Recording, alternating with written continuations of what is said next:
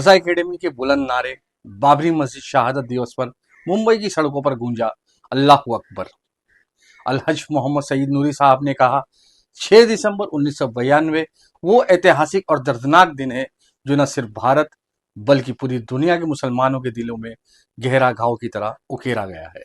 वहीं आलिम एजाज अहमद कश्मीरी का कहना है, बाबरी मस्जिद हमेशा हमारे दिलों में जिंदा रहेगी। उत्तर प्रदेश के अयोध्या जिले में स्थित ऐतिहासिक बाबरी मस्जिद, जिसे 6 दिसंबर 1992 को उग्र कारसेवकों ने सरकार की संरक्षा में अर्धसैनिक बलों की मौजूदगी में ढा दिया था, आज 32 साल बाद भी मुसलमानों के दिलों में एक दर्दनाक याद के रूप में बनी हुई है। इस मामले में 9 नवंबर 2019 को सुप्रीम कोर्ट द्वारा आस्था के आधार पर हिंदुओं के पक्ष में दिया गया विवादित निर्णय मुसलमानों ने आंसुओं और कराहों के बीच स्वीकार किया, लेकिन बाबरी मस्जिद की याद में उनका संघर्ष आज भी जारी है। रजा एकेडमी ने इस दिन को अपनी परंपरा के अनुसार अजान के रूप में सम्मानित किया। हालांकि इस बार पुलिस प्रशासन ने कड़ी निगरानी रखी थी, फिर भी रजा एकेडमी अपने उद्देश्य पर अड़ी रही और मुंबई के विभिन्न स्थानों पर निर्धारित समय पर अजान का सिलसिला जारी रखा। पहली अजान खतरी मस्जिद बानियान रोड पर 3:38 पर दी गई। इसके बाद मिनारा मस्जिद मोहम्मद अली रोड पर भी अजान दी गई। इन स्थानों पर एक बड़ा जमावड़ा देखा गया, जहां नगमा-ए-तौहीद की आवाज गूंज रही थी। विभिन्न स्थानों पर नारे तकबीर और नारे रिसालत के नारे लगाए जा रहे थे। साथ ही बाबरी मस्जिद जिंदाबाद और ख्वाजा का हिंदुस्तान जैसे जोशपूर्ण नारे भी सुनाई दे रहे थे।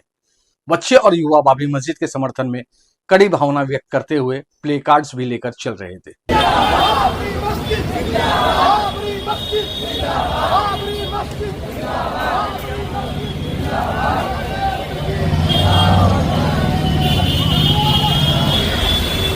मीडिया से बात करते हुए रजा एकेडमी के संस्थापक और प्रमुख कायद-ए-मिल्लत अलहज मोहम्मद सईद नूरी ने कहा कि 32 साल पहले जिस तरीके से बाबरी मस्जिद को आतंकियों ने दिन दहाड़े शहीद किया, वो भारतीय इतिहास का एक काला अध्याय है।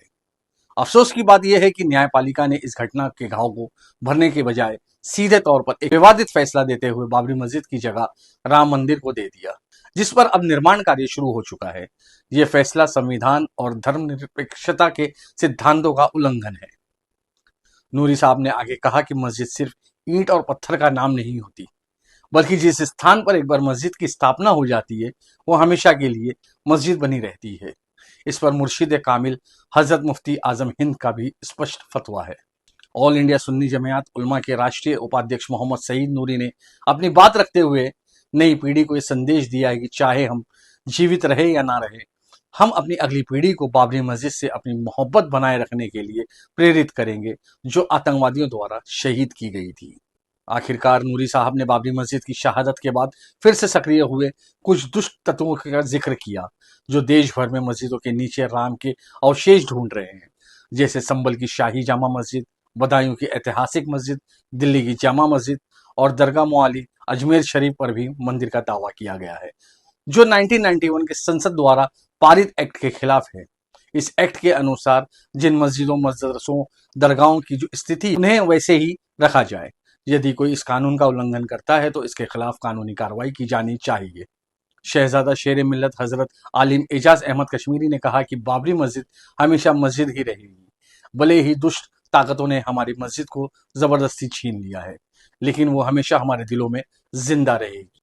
कश्मीरी साहब ने कहा कि पूर्व मुख्य न्यायाधीश रंजन गोगोई द्वारा आस्था के नाम पर बाबरी मस्जिद जमीन पर राम मंदिर के लिए सौंपने का निर्णय इतिहास कभी नहीं माफ करेगा, वो हमेशा आलोचना का शिकार रहेगा। आज हम देख रहे हैं कि गोगोई पर खुदाई का आजाब इस तरह से हो रहा है कि अब कोई उसे पूछने वाला नहीं है। वो गुमनाम हो चुका है। यही कुदरत का न्याय है जिसने उसे राज्यसभा की कुर्सी दिलाई, लेकिन ये अब हकीकत भरी जिंदगी जी रहा है।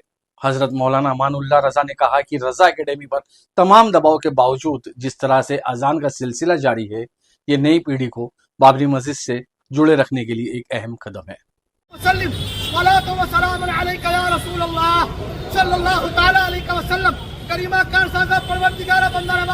तेरे घर के लिए रजा एकेडमी ने उलमाए किराम के साथ मिनारा मस्जिद के सामने अजान का एहतमाम साल हर साल से किए हुए आ रहे हैं। मौला इस अकीदत और मोहब्बत को कबूल फरमा ले।